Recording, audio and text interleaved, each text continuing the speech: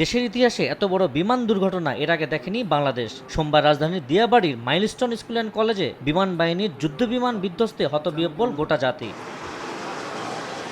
এমন অনাকাঙ্ক্ষিত দুর্ঘটনায় জনমনে প্রশ্ন ওঠে, কিভাবে জনবসতিপূর্ণ এলাকায় যুদ্ধ বিমানের প্রশিক্ষণ হয়। একইভাবে প্রশ্ন ওঠে, বিমানবন্দর এলাকায় কিভাবে অনুমোদন পায় এমন স্কুল ভবন।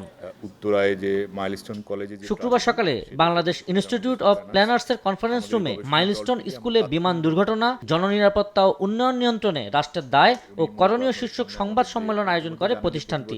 ইকোনমিক ইন্টেলিজেন্সের রিপোর্টেও উন্নয়নের ক্ষেত্রে জননিরাপত্তাকে সবার আগে গুরুত্ব দিতে হবে বলে মত সাধারণ সম্পাদকের। ল্যান্ডিং এবং টেক অফ ওয়ে যেটা আর কি, ওই যে ওই ফানেলটা এখনই একটা অডিট করতে হবে, টেকনিক্যাল অ্যাসেসমেন্ট করে দেখতে হবে ওখানে যে ধরনের ভবন এবং স্থাপনা হয়েছে, অধিক সংখ্যক লোকজনের সমাগম কোন কোন জায়গায় হতে পারে সেগুলোকে বন্ধ করে দিতে হবে।